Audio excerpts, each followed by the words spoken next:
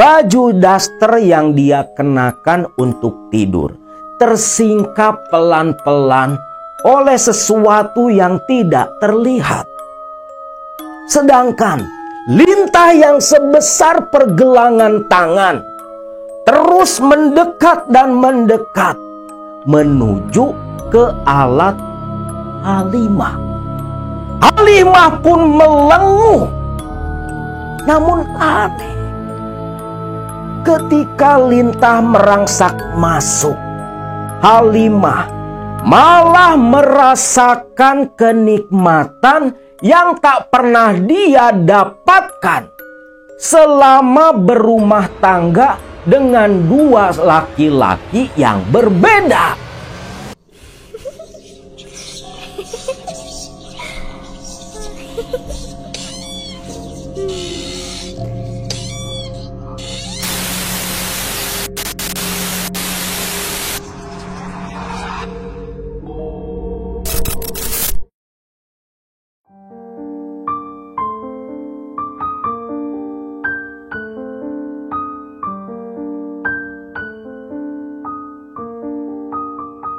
Assalamualaikum warahmatullahi wabarakatuh.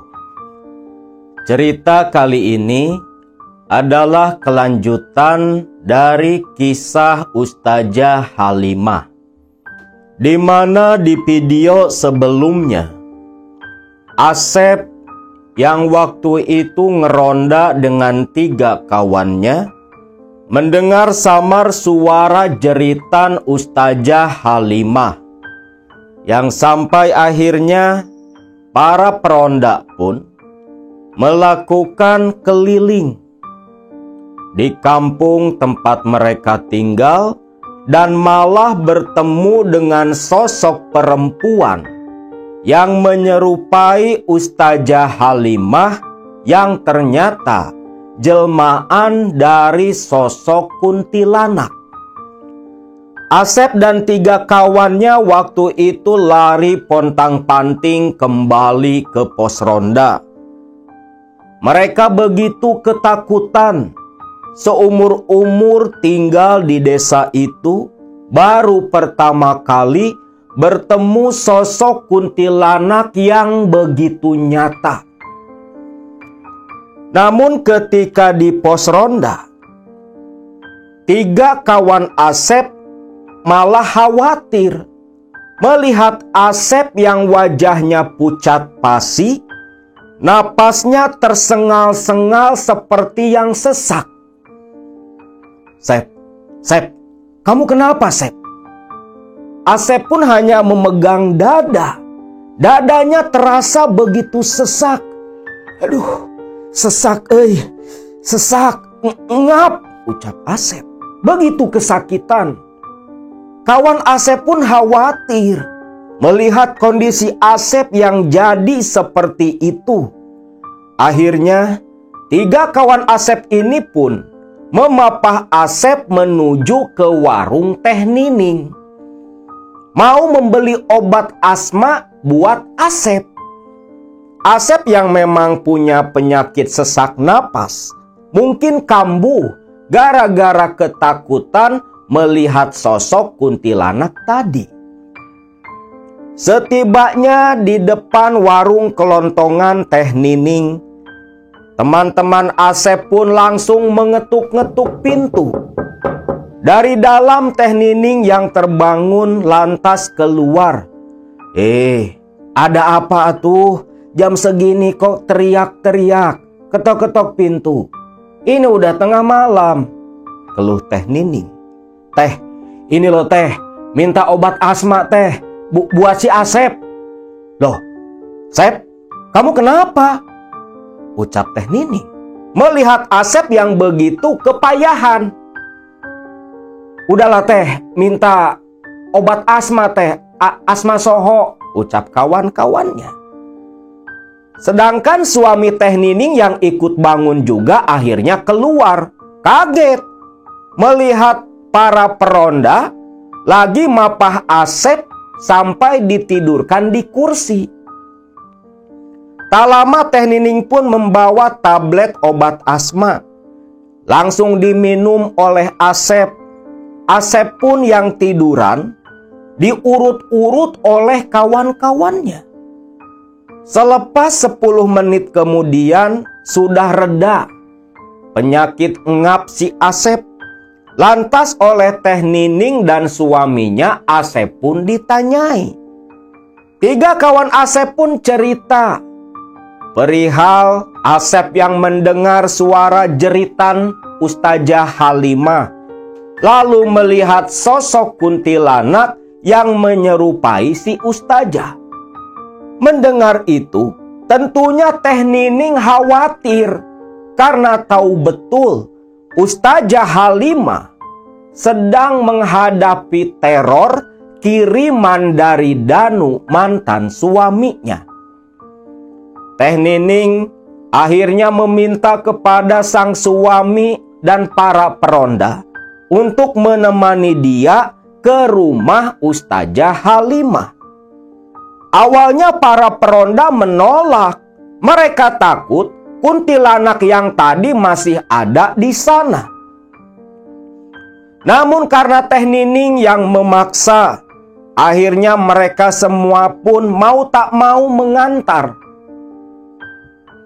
Lalu, setiba di halaman Ustazah Halimah, Nining dan 5 orang laki-laki termasuk sang suami langsung merasakan nuansa mistis di halaman Halimah yang begitu gelap.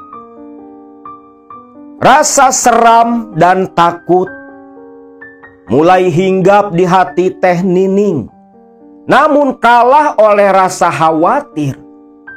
Akhirnya dengan pelan-pelan mereka semua berjalan menuju teras rumah Halimah.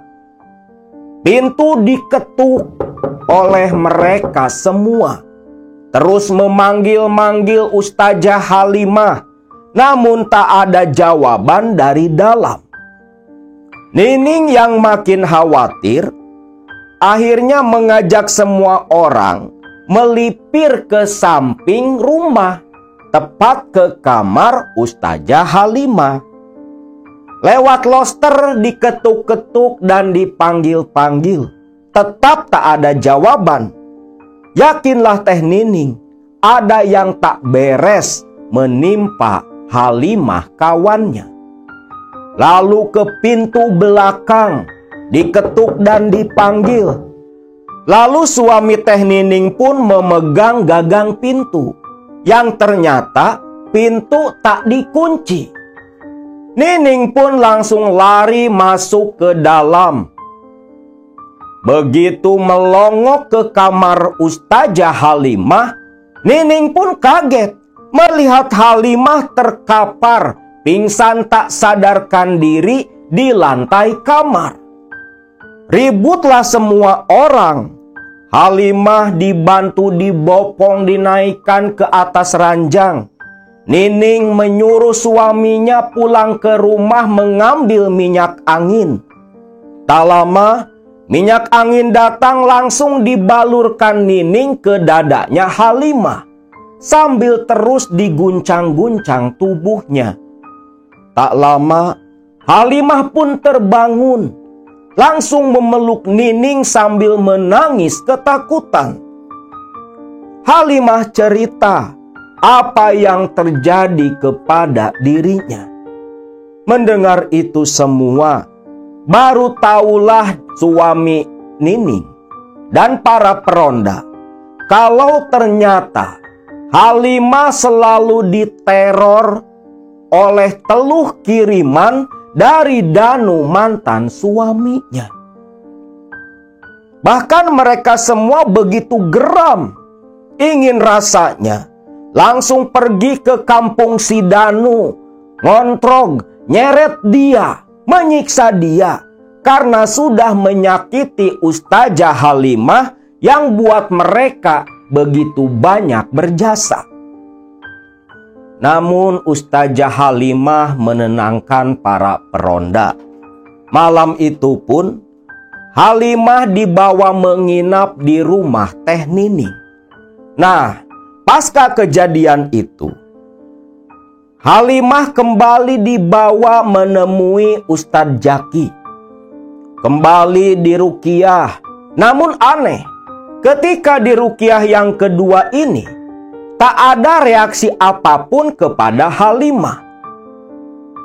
Merasa tak ada dampak yang berarti setelah diruqyah Ustadz Jaki, lalu Teh Nining pun membantu Halimah mencari orang pintar, dari mulai sesepuh atau kokolot sampai ustadz dan kiai yang dia kenal pun didatangi. Sampai akhirnya bertemulah dengan sosok kenalan suami Nining yang bernama Kang Dayat. Dibawa ke Kang Dayat Halimah waktu itu. Betullah, ketika diobati Kang Dayat bilang kalau memang yang meneror Halimah selama ini adalah kiriman dari dukun yang disuruh oleh si Danu. Lantas Kang Dayat langsung datang ke rumah Halimah, karena di rumah Halimah ada buhul sihir yang ditebar oleh Danu beberapa waktu lalu.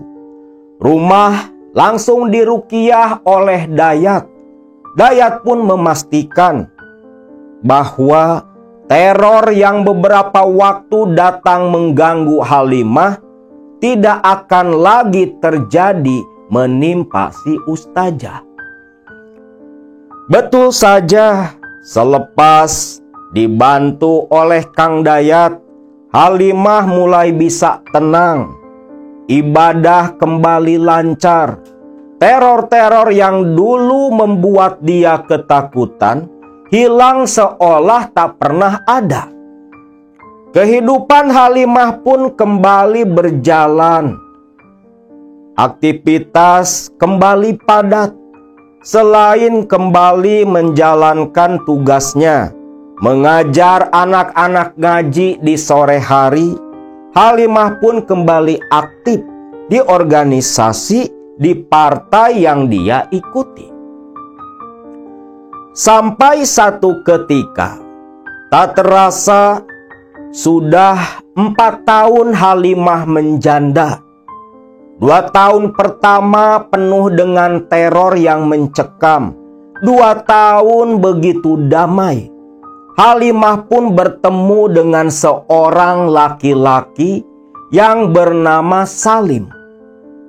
Salim merupakan kader partai juga. Di partai yang sama. Awal bertemu mereka di sebuah pertemuan kajian majelis. Dari pertemuan pertama, Salim yang memang menaruh hati kepada Halimah memberanikan diri berkenalan.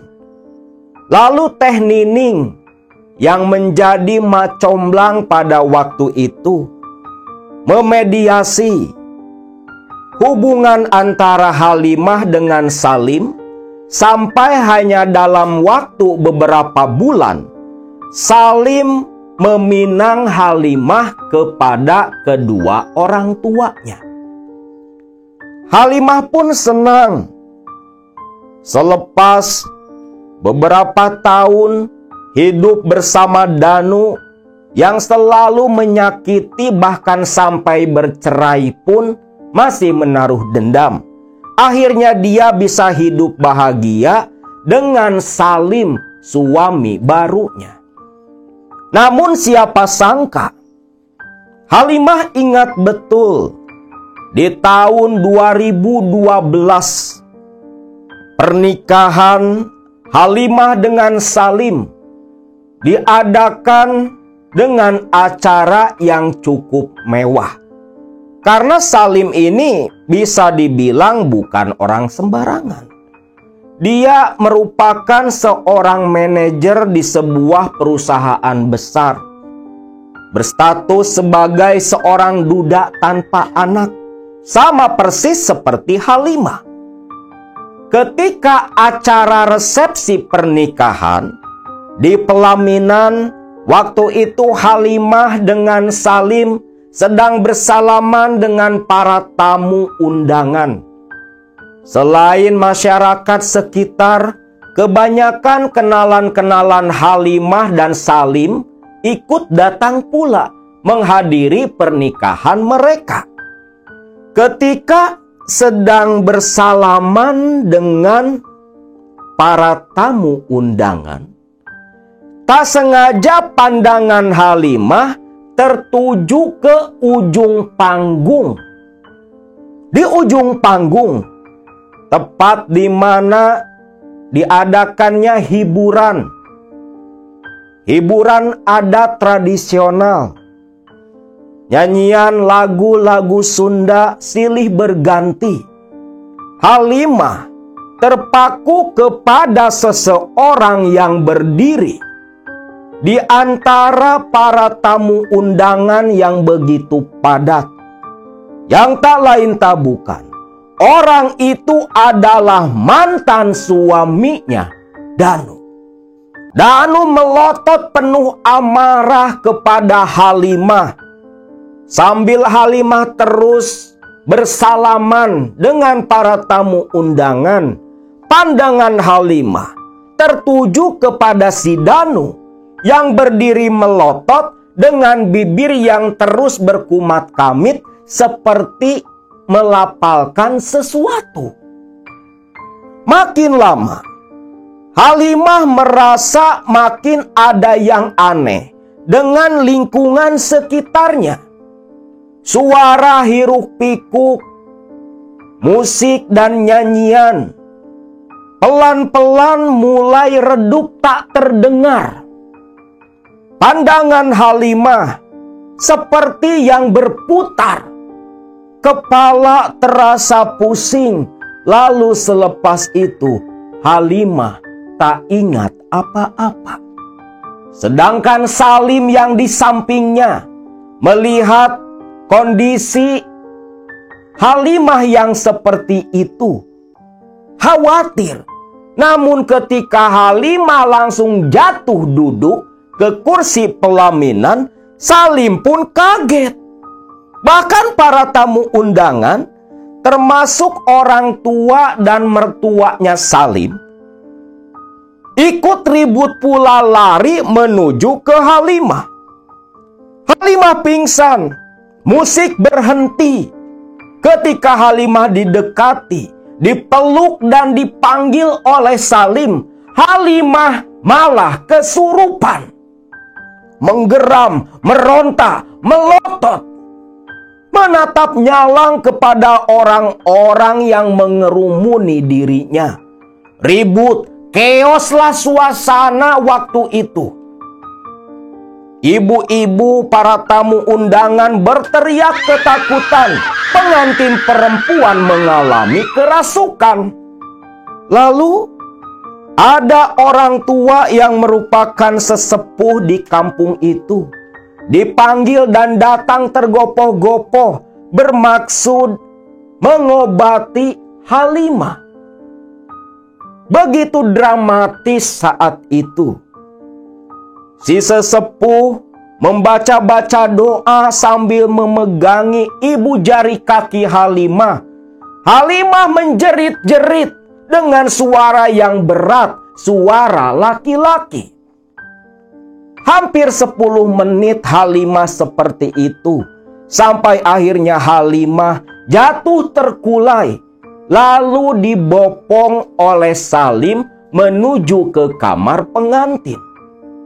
Salim cemas. Dia hanya duduk menatap sang istri yang baru dia nikahi. Dan si sesepuh pun menenangkan Salim. Kalau Halimah sudah sembuh, hanya tinggal menunggu tersadar saja. Hampir 1 jam, Halimah hanya terbaring layaknya orang tidur. Selepas bangun dan sadar, Salim dan semua keluarga Halimah menyongsong masuk. Halimah pun ditanyai apa yang sudah terjadi. Halimah cerita, sebelum dia tak sadarkan diri, dia melihat sosok Danu, mantan suaminya, berdiri melotot di ujung panggung. Mendengar itu, kalau apa yang terjadi ke Halimah ada hubungan dengan si Danu, orang tua Halimah, termasuk Salim suami Halimah, marah. Namun untungnya sesepuh di sana bisa menenangkan mereka, karena tak ada bukti. Bahkan orang-orang yang tadi dekat dengan posisi si Danu, tak ada yang merasa melihat keberadaan Danu. Selepas situasi sudah tenang, atas nasihat si sesepuh, akhirnya Salim pun reda. Amarah sudah hilang. Dia hanya duduk di samping Halimah, istrinya. Waktu berlalu. Karena kondisi Halimah yang baru sembuh, malam pertama mereka pun hanya dilalui dengan tidur berdua. Esok harinya, Halimah yang kemarin baru melaksanakan akad nikah, langsung tinggal di rumah yang dulu dia tempati dengan Danu. Salim pun tinggal di sana pula. Ketika memasuki rumah itu, rumah yang sudah bersih, bahkan 2 tahun pula Halimah tinggal di sana tanpa ada gangguan selepas diurus si Kang Dayat. Namun waktu itu, ketika Halimah dan Salim datang, merasa ada yang aneh di rumah yang cuman 1 minggu Halimah kosongkan. Ketika masuk, rumah terasa begitu lembab, terlebih di area dapur dan kamar mandi. Tapi yang merasakan itu semua hanya Halimah seorang. Salim tak merasakan apa-apa. Ketika malam hari, layaknya pengantin baru, Salim dan Halimah pun berniat melakukan malam pengantin.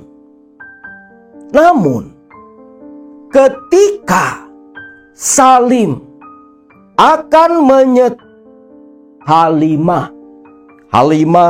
waktu itu, ketika batang pusaka Salim mendekat, Halimah malah merinding. Ada rasa takut hinggap dalam hati. Bukan karena Salim, tetapi perasaan itu datang tiba-tiba. Dan ketika hubungan badan dilakukan, Halimah menjerit kesakitan. Bagian Halimah terasa begitu panas dan perih, melebihi rasa sakit ketika diperah Danu di masa lalu.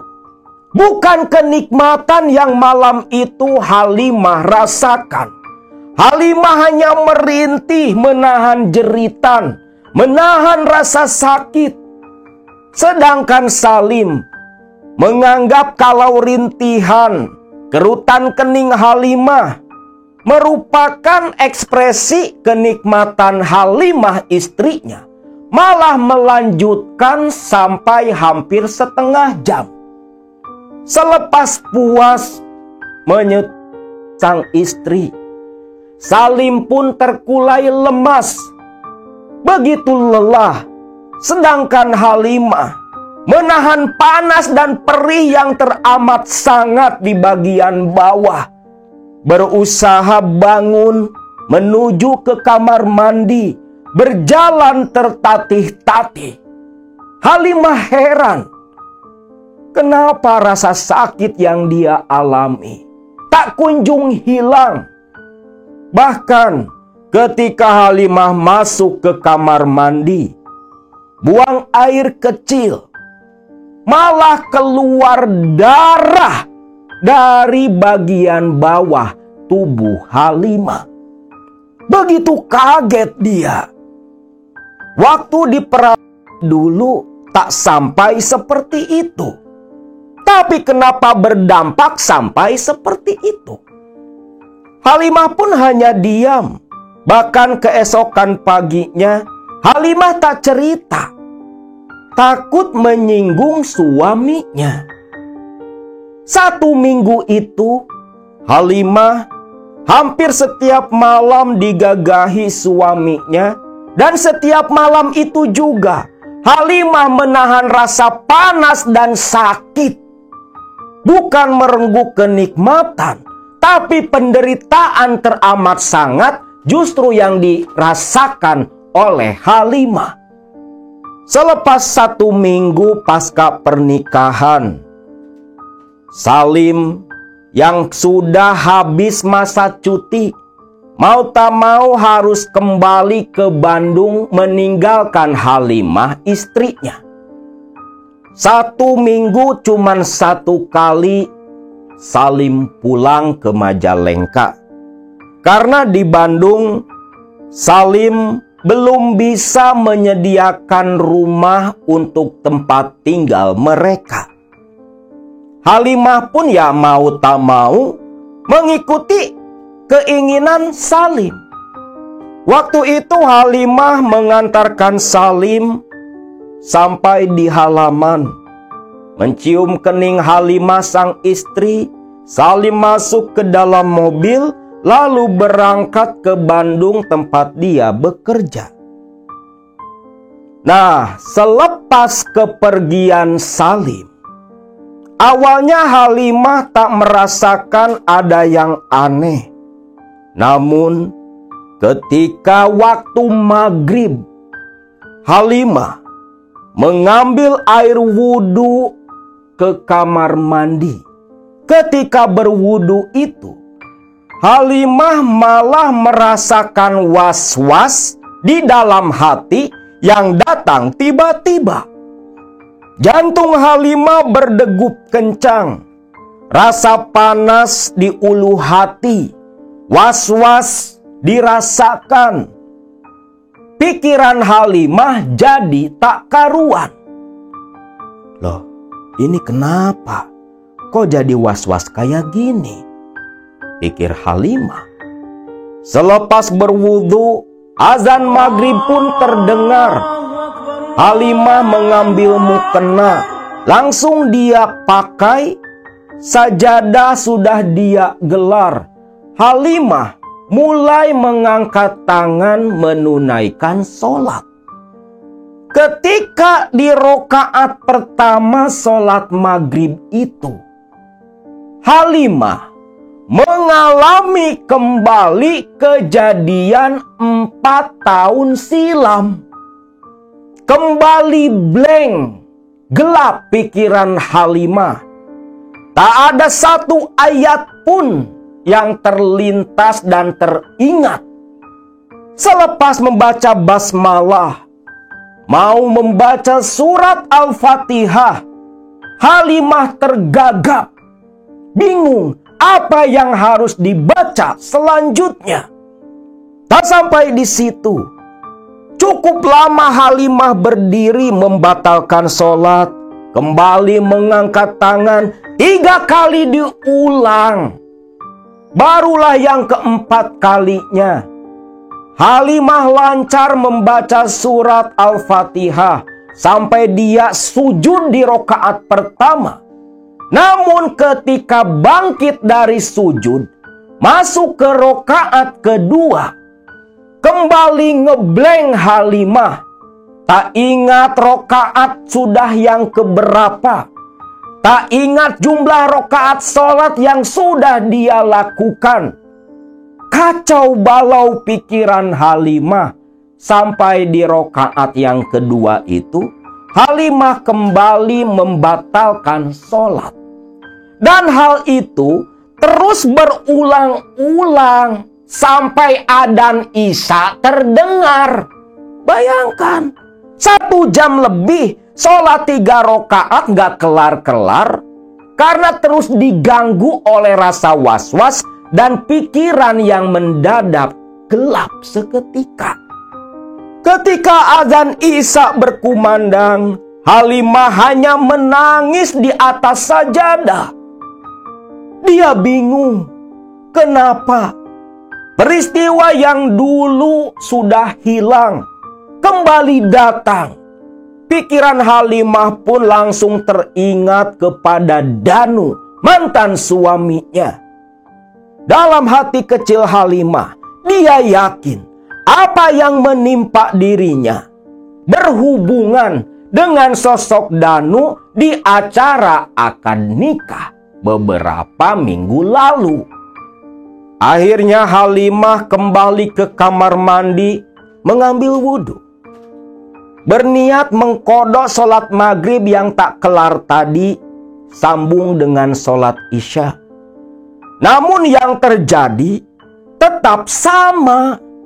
Menangislah Halimah waktu itu sampai dia tertidur, saking pusing dan peningnya kepala memikirkan apa yang sudah menimpa dirinya. Dalam tidur Halimah malam itu, Halimah bermimpi, mimpi yang begitu buruk, di mana dalam mimpinya Halimah berada di suatu tempat yang tidak dia kenali. Suasana remang-remang seperti waktu sandekala. Yang dia lihat hanya deretan pepohonan besar. Di situ Halimah yang bingung dan takut malah mendengar suara geraman dari balik pepohonan di sekeliling Halimah. Dua mata berwarna merah terang dari kegelapan mengintip. Terlihat oleh Halimah. Halimah menjerit. Lalu muncullah makhluk yang pernah mendatangi Halimah di masa lalu. Makhluk berbulu tinggi besar menggeram dan lari mengejar ke arah Halimah. Halimah yang menjerit lantas berbalik. Dia berlari sekuat tenaga menghindari kejaran makhluk itu, masuk ke dalam hutan yang begitu gelap. Halimah terus berlari. Namun hutan gelap itu seolah tak berujung. Makhluk di belakang terus membayangi, terus mendekat dan mendekat. Halimah menjerit, kembali lari sekuat tenaga. Sampai di arah depan yang sedang Halimah tuju, ada sesosok laki-laki yang berdiri. Halimah pun teriak, meminta tolong. Namun ketika Halimah dekat, dia malah lompat ketakutan karena sosok lelaki itu tak lain adalah Danu, memegang sebuah pisau tajam melotot nyalang ke arah Halimah. Halimah pun menjerit sampai jeritannya terbawa ke alam nyata. Halimah bangun dari tidurnya. Keringat menetes begitu deras. Mukenanya hampir basah oleh keringat. Dengan napas tersengal-sengal, Halimah menyandar ke ranjang tempat tidurnya. Begitu ketakutan, bibirnya tak henti-henti beristighfar. Rasa cemas dan was-was semakin menjadi-jadi dalam hati. Malam itu pun, selepas bangun dari mimpi buruk, Halimah tak berani memejamkan mata, terus melek sampai azan subuh tiba. Lalu pagi harinya, Halimah buru-buru datang ke rumah Teh Nining. Dia cerita apa yang terjadi semalam. Halimah pun minta Teh Nining mengantarkan dia menemui Kang Dayat yang dulu membantu dirinya. Nining setuju.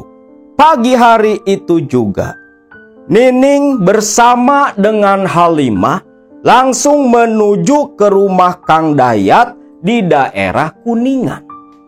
Setibanya di kediaman Kang Dayat, mereka bertemu langsung dan Nining cerita apa yang terjadi kepada Halimah sahabatnya. Astagfirullahaladzim. Sepertinya si Danu ngirim lagi sama kamu, Halimah. Ya Allah, Kang, lantas saya harus bagaimana, Kang? Mana saya di rumah sendiri. Kang Salim cuman seminggu sekali pulang dari Bandung. Tenang saja. Akang akan coba membantu kamu, ucap Kang Dayat waktu itu. Lalu Dayat pun pamit masuk ke dalam kamar. Entah apa yang dilakukan Dayat di sana, Halimah dengan Teh Nining hanya menunggu di ruang tamu. Lalu selang 1 jam kemudian, Nining dan Halimah yang begitu cemas karena Kang Dayat lama sekali meninggalkan mereka. Dayat pun keluar dengan tubuh yang lusuh, muka seperti orang yang begitu kelelahan, menghela napas tatkala duduk di depan mereka berdua. Gimana, Kang? Gimana? Apa bisa diselesaikan, Kang? Tanya Nining. Terus terang saja, Ning, Halimah, Akang tak sanggup membantu untuk masalah kali ini. Loh, kenapa, Kang? Ada apa yang saat ini mengirim Tenung kepada kamu? Dia begitu hebat. Akang terus terang saja tak mampu untuk menyelesaikan masalah kamu, ucap Dayat. Nining dan Halimah pun saling pandang, bingung.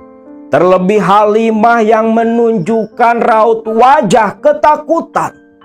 Namun tak lama, Dayat malah muntah di depan mereka berdua. Kaget Halimah melihat muntahan Dayat berwarna merah.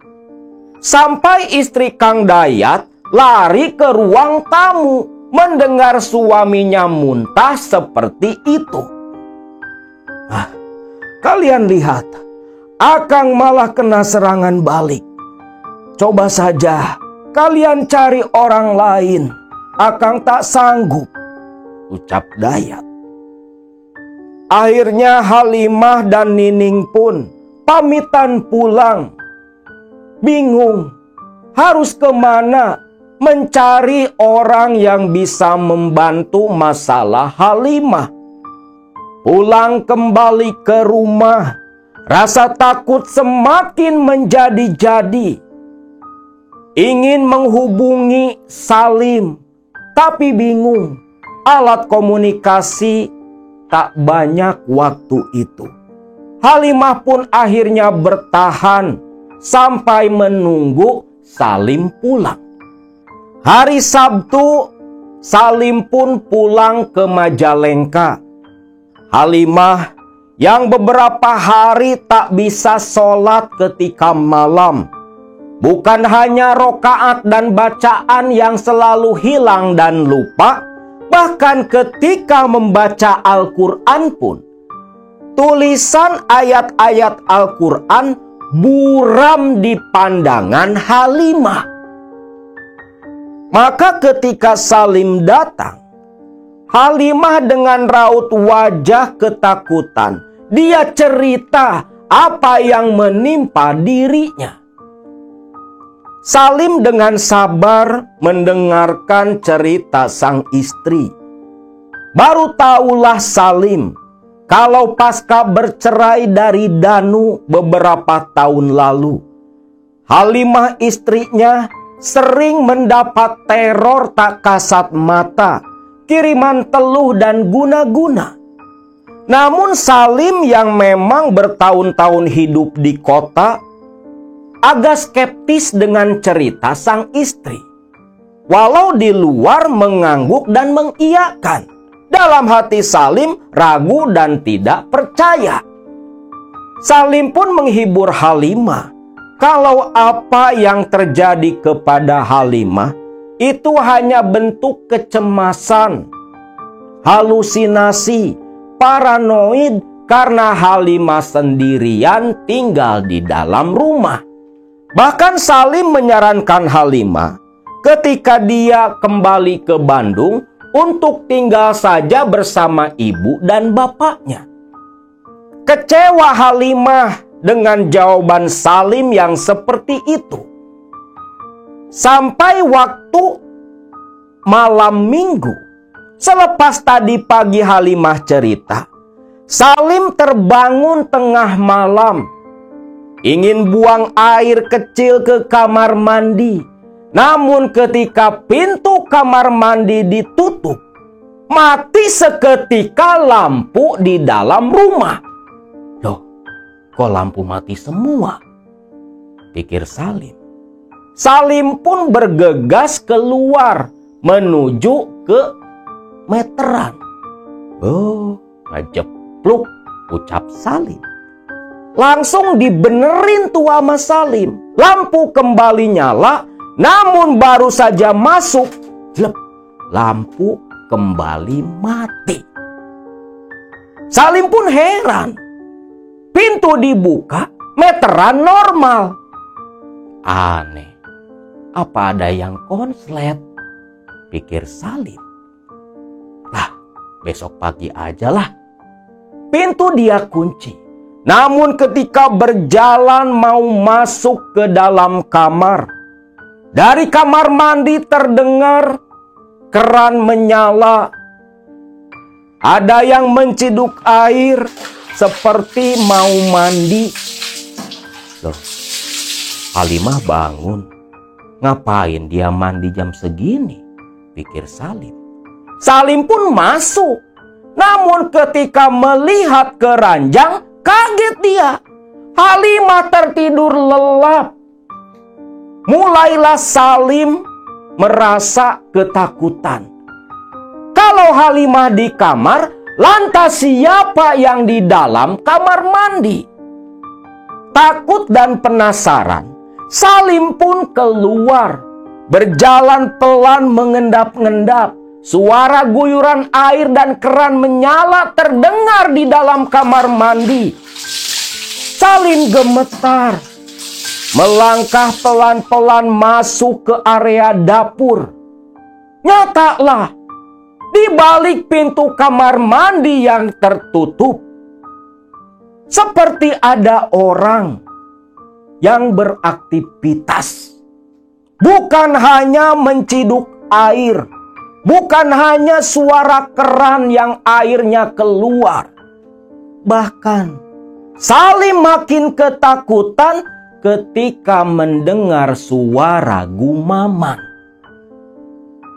Salim berusaha menenangkan diri. Dia ingin teriak menegur sosok yang di dalam. Namun baru saja mulut terbuka ingin berkata, pintu kamar mandi langsung terbuka. Salim pun menjerit ketakutan melihat sosok perempuan bergaun putih panjang, basah kuyup, memegang gayung, berbalik ke arah Salim. Wajah yang begitu hancur tak karuan, begitu menakutkan. Salim pun berbalik lari masuk ke dalam kamar. Begitu pintu ditutup, lampu tiba-tiba menyala kembali. Sedangkan Salim yang menyandar di pintu kamar dengan napas tersengal-sengal masih mendengar suara guyuran air dari arah kamar mandi. Bergegas Salim menuju ke Halimah yang tidur menyamping. Ketika Halimah dibangunkan oleh Salim, Halimah berbalik, Salim malah menjerit melihat wajah Halimah istrinya hancur lebur menakutkan dengan lelehan belatung yang bergerak-gerak di sela-sela borok wajah Halimah. Halimah langsung bangkit menatap ke arah Salim. Salim terus menjerit sambil menutup wajah ketakutan. Terlebih sosok Halimah dengan wajah yang hancur itu mendekat, memanggil-manggil Salim dengan nada yang begitu panik. Ketika tangan Halimah menyentuh pundak Salim. "Kang, Akang kenapa Kang? Akang!" teriak Halimah. "Jangan, takut, pergi, teriak Salim. Sampai meringkuk di depan lemari pakaian. Halimah kebingungan memegangi kedua tangan Salim. "Kang, ini Halimah, Kang, ini Halimah." Salim pun membuka mata. Ketika menatap ke Halimah, "Astagfirullahaladzim, tadi, Kang, Akang kenapa?" Salim hanya diam, menatap lekat-lekat wajah sang istri yang sudah kembali normal. "Akang, istighfar Kang, istighfar, ada apa?"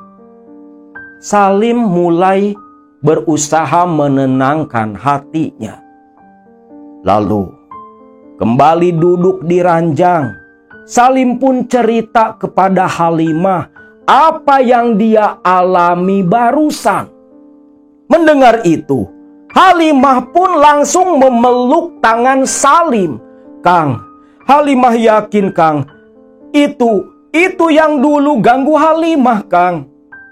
Barulah malam itu Salim percaya kalau cerita Halimah tentang Danu yang pasca bercerai meneror dengan teluh dan santet. Dia percaya karena Salim sendiri malam itu menyaksikan sosok hantu perempuan bermain air di dalam kamar mandi. Malam itu Salim dan Halimah tak tidur sama sekali.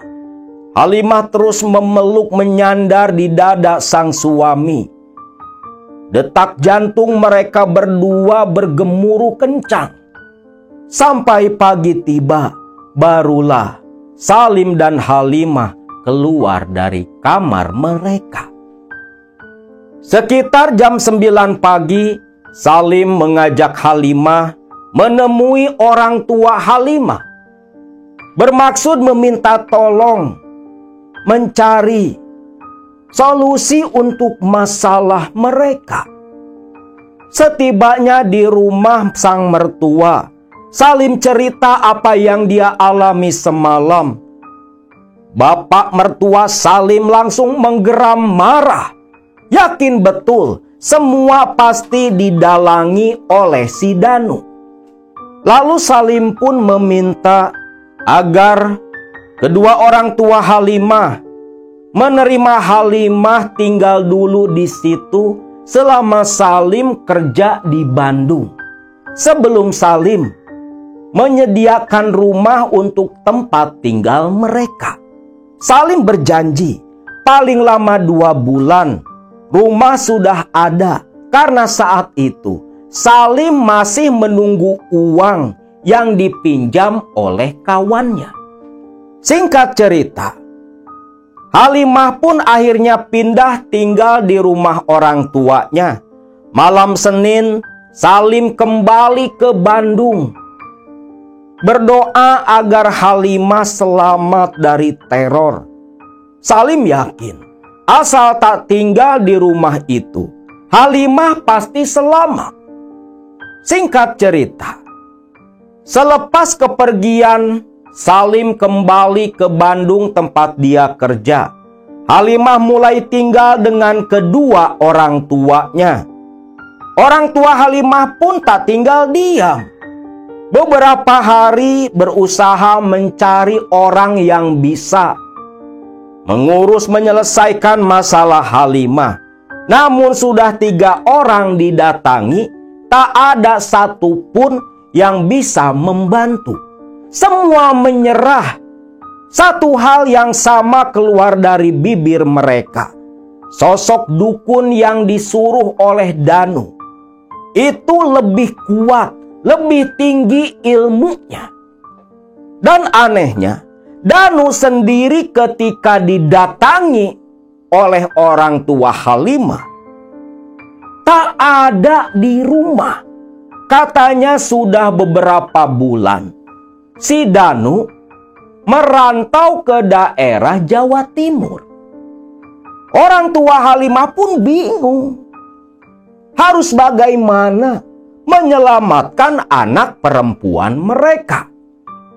Memang semenjak tinggal di rumah orang tuanya, Halimah tidak lagi mengalami hal-hal aneh. Dia bisa beribadah dengan tenang.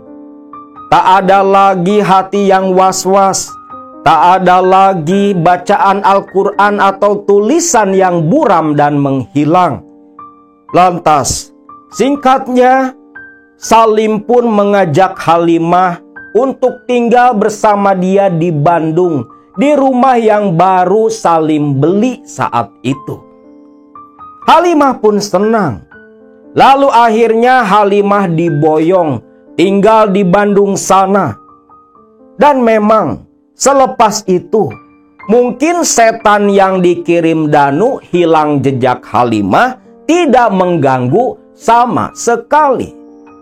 Namun siapa sangka ketenangan yang Halimah dan Salim rasakan 2 tahun pasca pernikahan buyar dan hancur. Tatkala satu ketika di mana waktu itu Halimah sudah dikaruniai seorang anak dari Salim suami keduanya.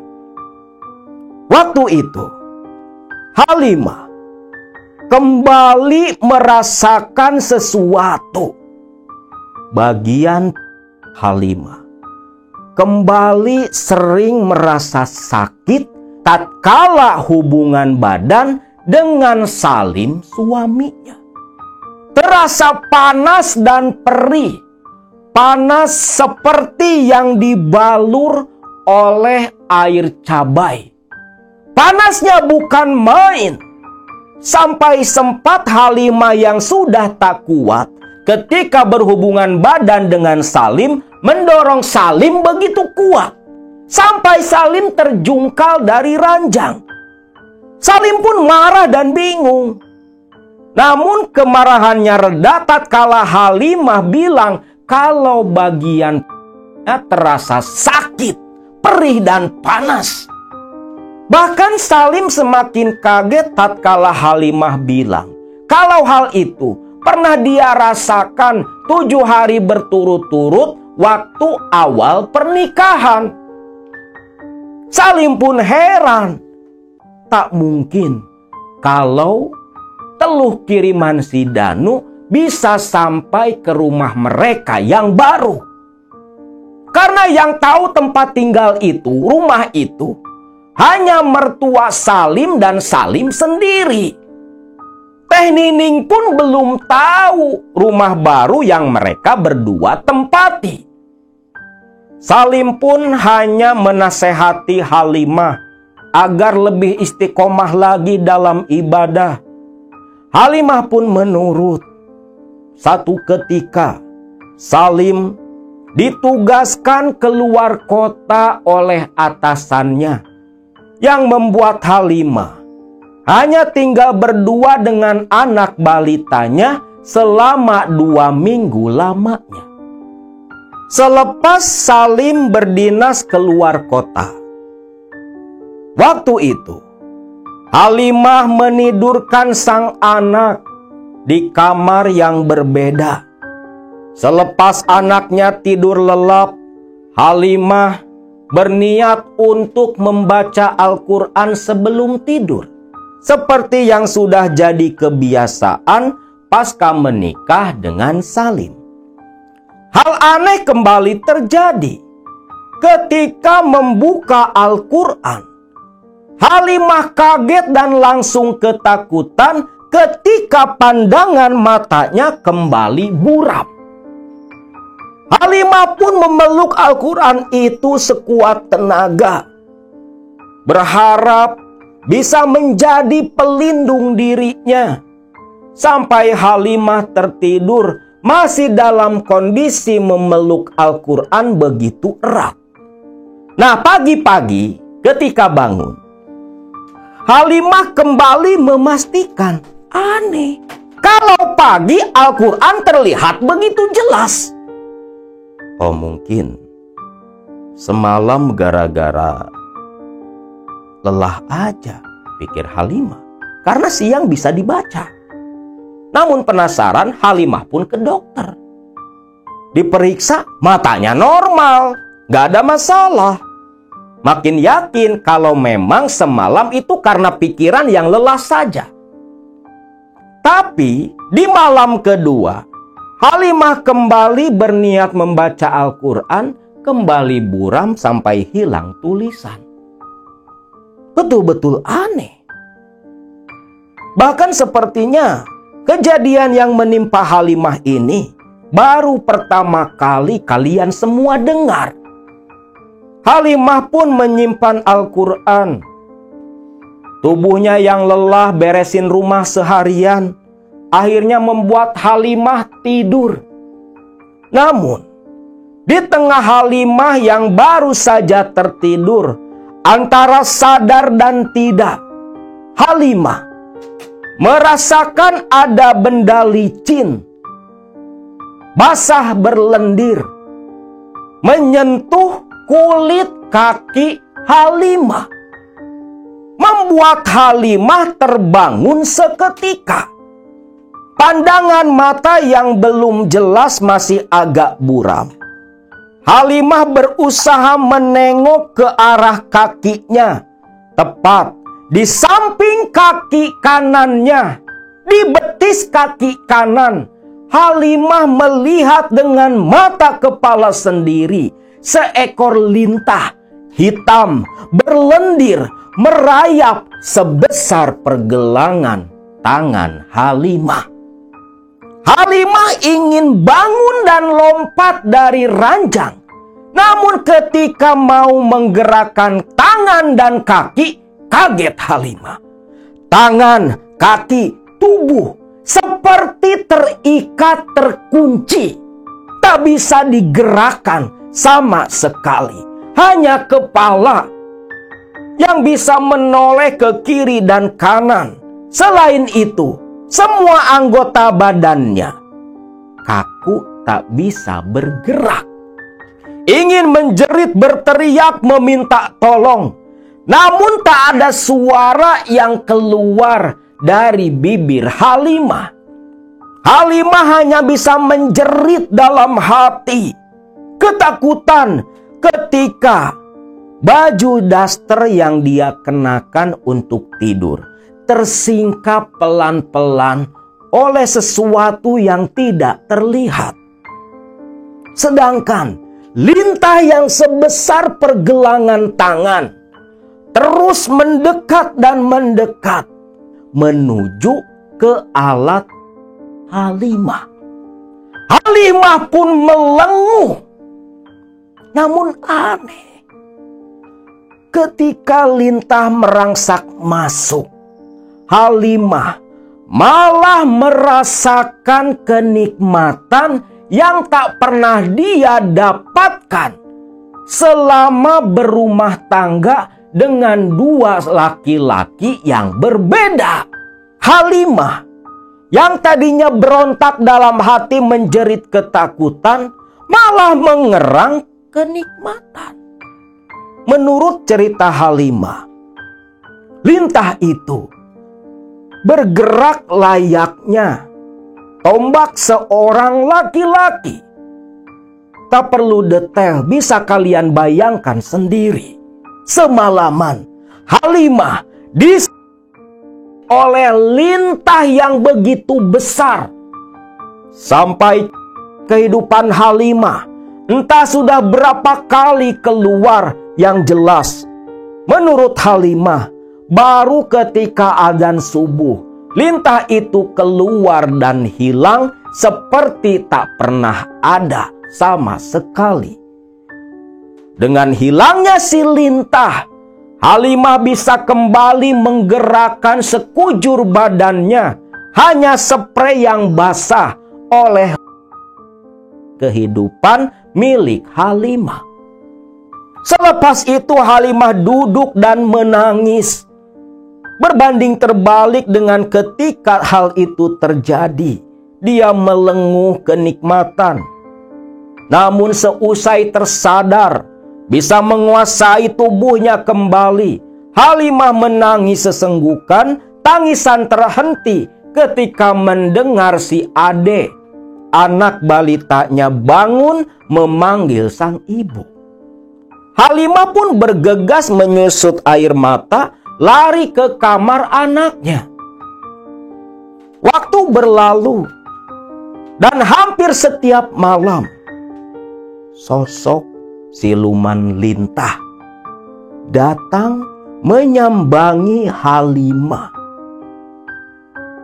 Kembali menyut Halimah. Awalnya sehari, 2 hari, 3 hari, Halimah didera rasa ketakutan setiap kali mau tidur malam. Namun, lama-lama Halimah malah seperti merasakan rasa rindu, bahkan menanti kedatangan si siluman lintah. Dalam hati Halimah seolah merasakan rasa puas ketika didatangi dan si lintah.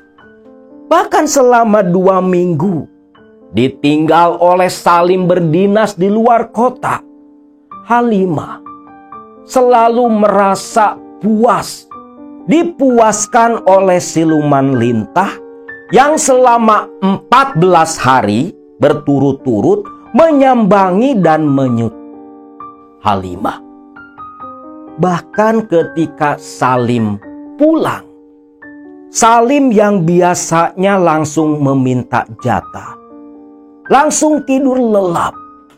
Halimah yang tidur di samping Salim malah memikirkan si siluman lintah.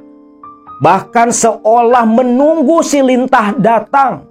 Sesuai dengan pikiran Halimah, lintah itu memang muncul dan kembali menyetubuh Halimah tepat di samping Salim suaminya.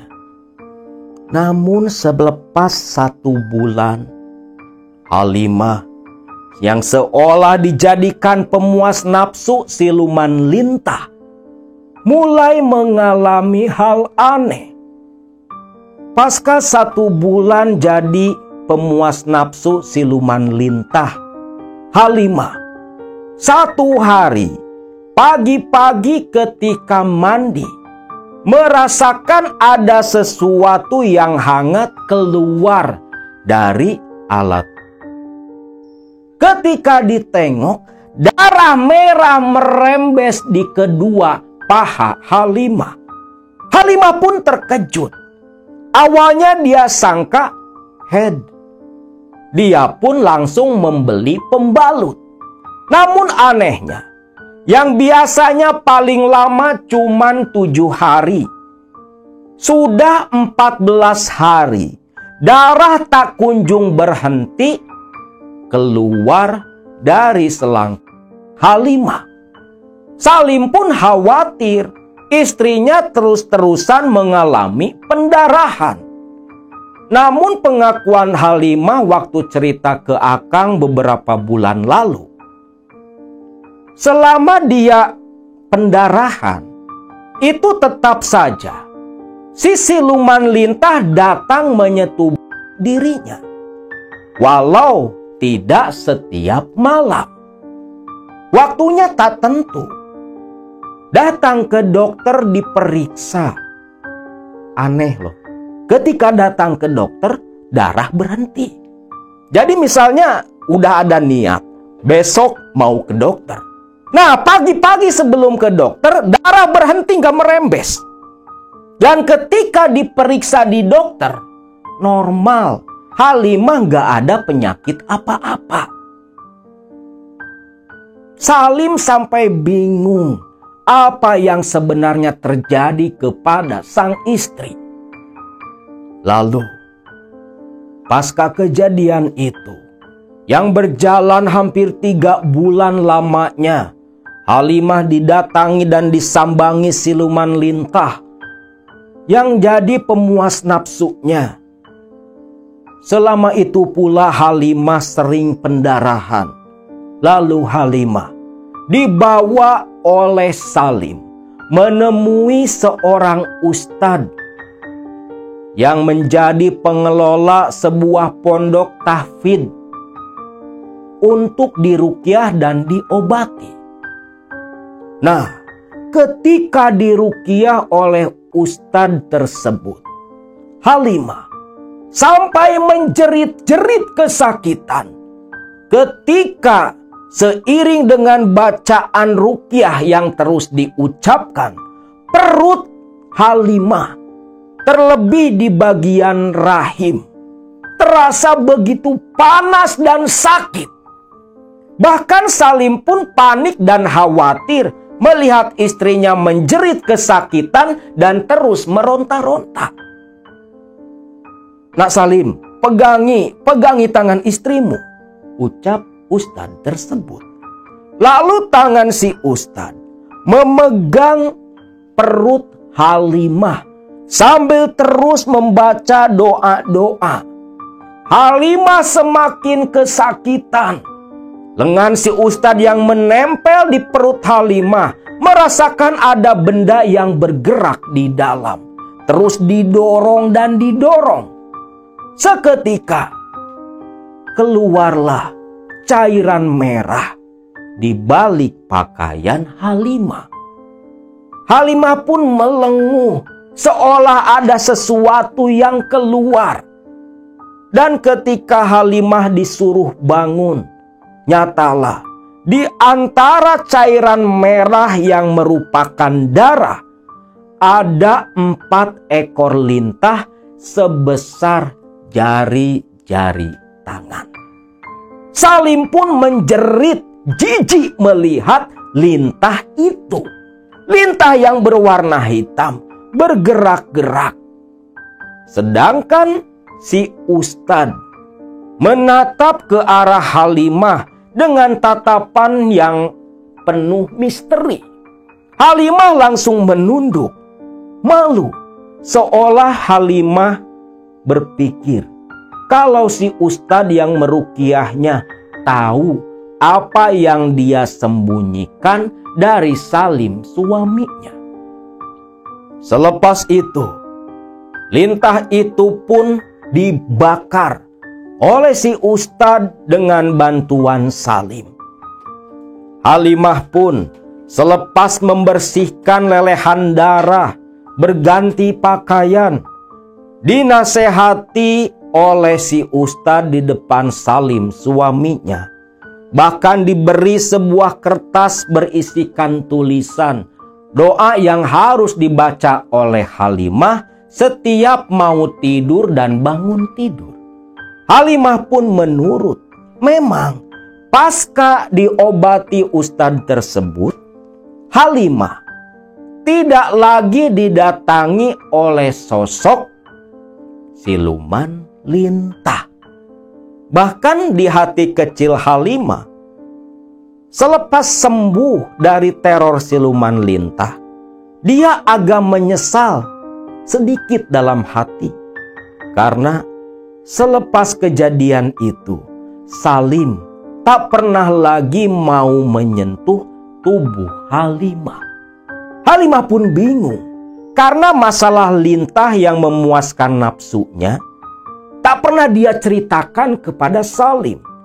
Halimah pun takut kalau si ustadz itulah yang cerita kepada Salim suaminya.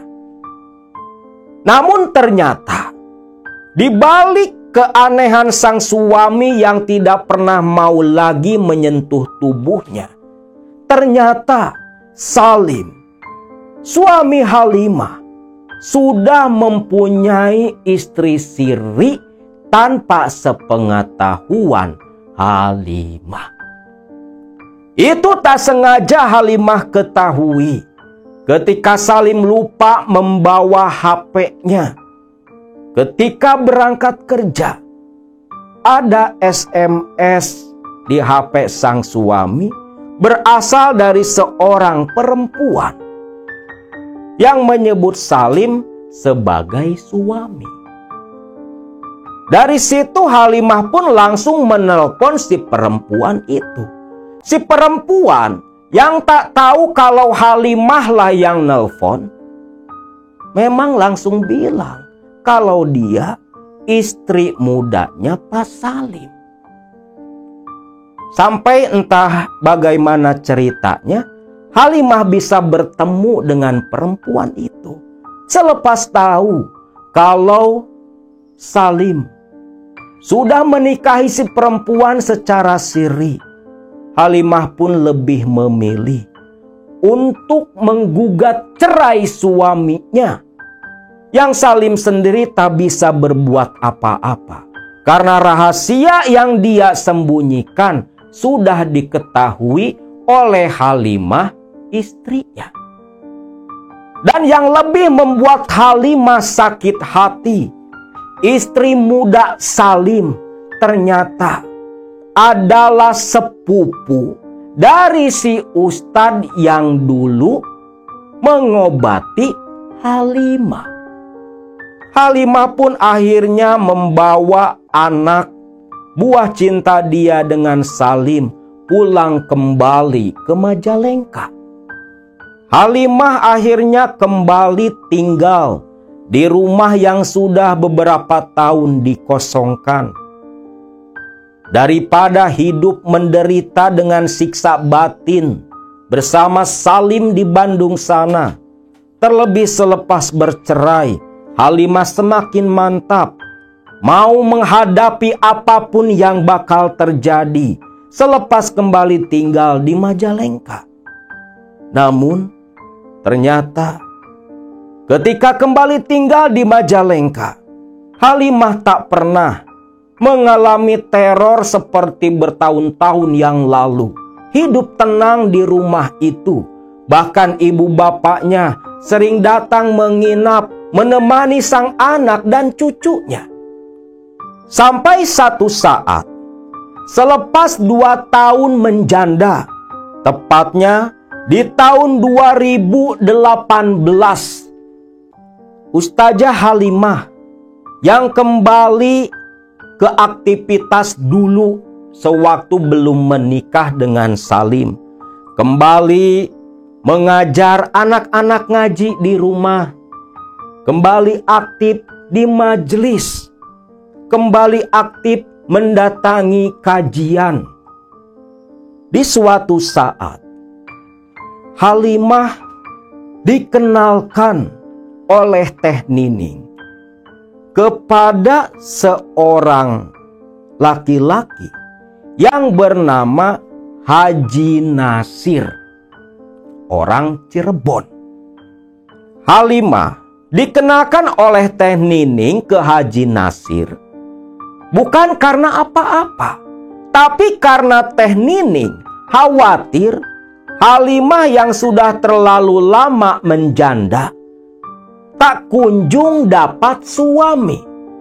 Halimah tentunya merasa risih oleh ulah Teh Nining. Teh, ngapain sih cerita-cerita ke si Pak Haji? Bukan gitu. Teteh khawatir sama kamu.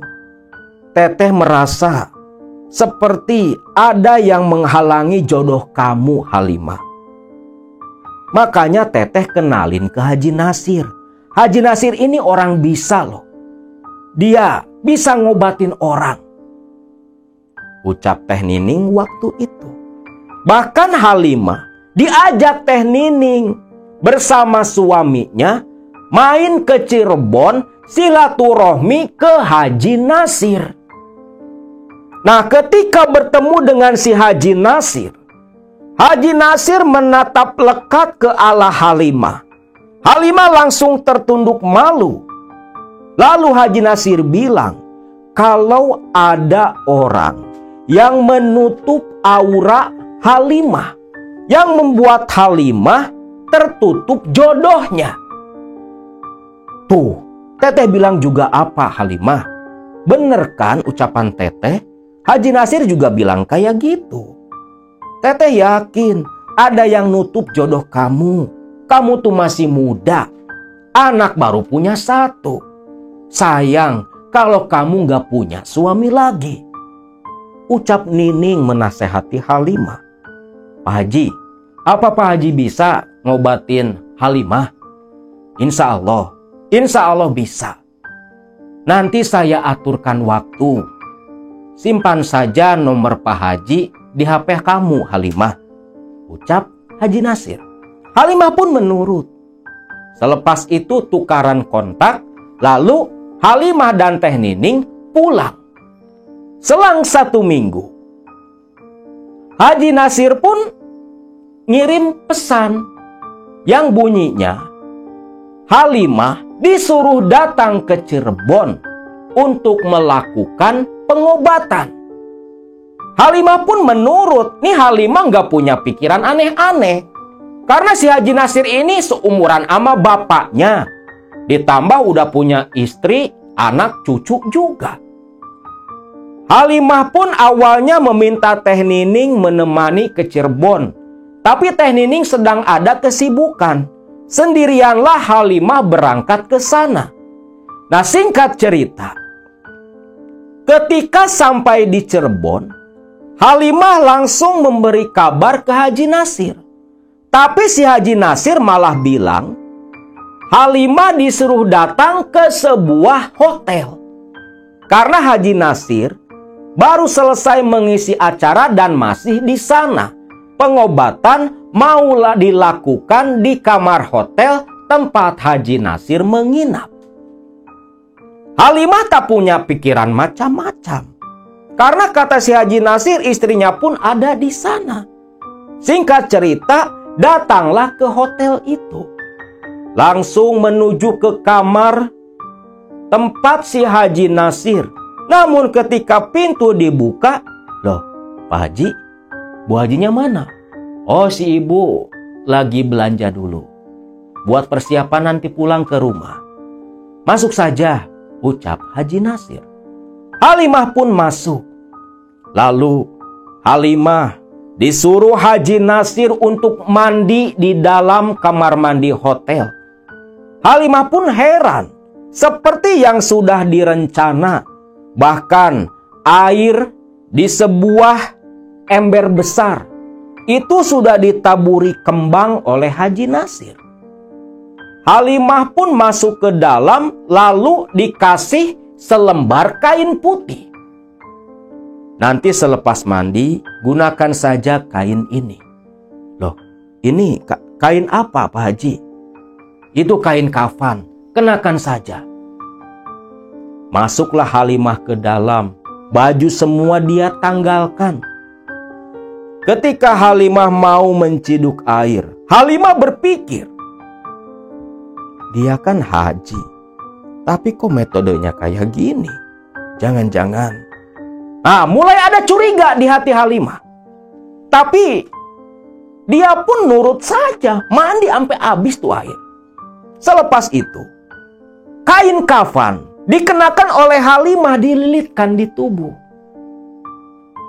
Keluar dari kamar, Halimah yang percaya betul ke Haji Nasir, walau masih ada kecurigaan sedikit dalam hati, lantas disuruh berbaring di atas ranjang. Nurut Halimah, tiduran di ranjang. Lalu Haji Nasir sambil tersenyum berkata, Halimah, buka lilitan kain kafan itu. Tapi Pak, sudah, buka saja. Lalu si Haji Nasir mengambil sebotol minyak dari dalam tas. Lantas Haji Nasir dengan minyak di botol itu dibalurkan ke tangan, lalu diusapkan ke wajah Halimah. Wajah Halimah dibaluri minyak sampai rambut semua kena baluran minyak berwarna hitam.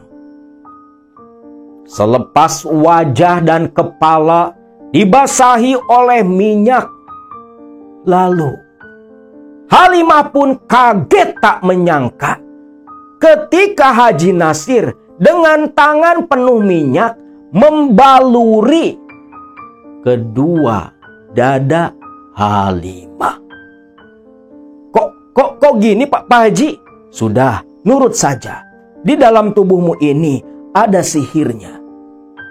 Dan yang terjadi, sekujur tubuh Halimah dibaluri minyak, digerayangi oleh si Haji Nasir. Makin lama, selepas dada dan perut dibaluri si Haji Nasir, kaki semua sudah dibalur minyak misik hitam. Halimah makin merasa tak nyaman, hatinya berontak. Halimah pun ketika si Haji Nasir berdiri membelakangi Halimah seperti mau membuka pakaian, Halimah pun bangun, buru-buru lari ke kamar mandi, mengenakan semua pakaiannya. Haji Nasir di luar mengetuk pintu. Halimah tak berani membuka. Disitulah Halimah pun cekcok dengan Haji Nasir. Halimah yakin betul si Haji Nasir mau melecehkan dirinya. Namun entah kenapa ketika dibaluri tadi, walau hati berontak, tapi Halimah pikirannya seperti dalam kendala si Haji. Selepas itu, karena Halimah yang mengancam akan teriak, Haji Nasir pun mengalah. Halimah keluar, mepet di dinding menjauh dari Haji Nasir. Lantas, setibanya Halimah di dekat pintu keluar, langsung dia buka. Halimah keluar berlari dari hotel itu, menyesal dalam hati, hanya bisa menangis kena jebakan si Haji. Selepas itu, Halimah pun pulang kembali ke Majalengka. Walau sepanjang jalan di bis banyak orang yang risih karena bau minyak misik hitam dari tubuh Halimah. Sesampainya di Majalengka, Halimah cerita kepada si Teh Nining. Namun Teh Nining tak percaya dengan ceritanya Halimah. Akhirnya Halimah pun memilih diam. Kalaupun memang jodohnya tertutup atau ada yang menutup, Halimah memilih diam dan pasrah, menyerahkan semua kepada Allah. Daripada harus dibukakan jodoh dengan cara seperti yang dilakukan oleh si Haji Nasir, Halimah pun memilih untuk memfokuskan hidupnya, merawat sang anak, mengabdikan diri, mengajar anak-anak ngaji seperti dulu. Masalah jodoh, ada ataupun tidak, Halimah sudah tidak memperdulikan. Sampai akhirnya, selepas 5 tahun menjanda, pasca cerai dengan Salim, Halimah pun dipersunting oleh seorang duda bernama Burhan. Duda anak satu yang merupakan masih saudara jauh dari sang ibu. Selepas menikah dengan Burhan, Halimah pun diboyong ke daerah Tangerang, tempat Burhan tinggal. Dan di tempat tinggal barunya itulah Halimah dan Burhan hingga saat ini hidup bahagia, mengurus 4 orang anak, 3 dari buah cintanya dengan Burhan, dan 1 anak pertama si Ade hasil pernikahan dengan Salim, suami keduanya. Sedangkan Danu, mantan suami pertama, menurut kabar yang diterima Halimah dari ibunya, Danu meninggal tanpa diketahui penyebabnya. Hanya sudah ketemu dalam posisi tergeletak di sebuah pangkalan ojek tempat si Danu nongkrong dengan kawan-kawannya. Nah, itulah pengalaman dari Ustazah Halimah yang bertahun-tahun diteror dan diganggu dengan berbagai kiriman sihir dari almarhum mantan suaminya. Lantas yang menjadi pertanyaan, kenapa, bagaimana orang sekelas Halimah yang rajin ibadahnya tapi masih terkena kiriman sihir? Perlu kalian ingat, sihir, teluh tenung santet dan sejenisnya itu hakikatnya adalah bentuk ujian dari Allah Subhanahu wa Ta'ala. Dan ketika kita bersabar dengan ujian itu, sabar bukan dalam artian diam, tetapi sabar dengan terus ikhtiar mencari kesembuhan dengan cara yang sudah ditetapkan dalam aturan agama. Maka teluh, sihir, santet, tenung yang menimpa kita, insya Allah akan menjadi kiparat dosa-dosa kita semua.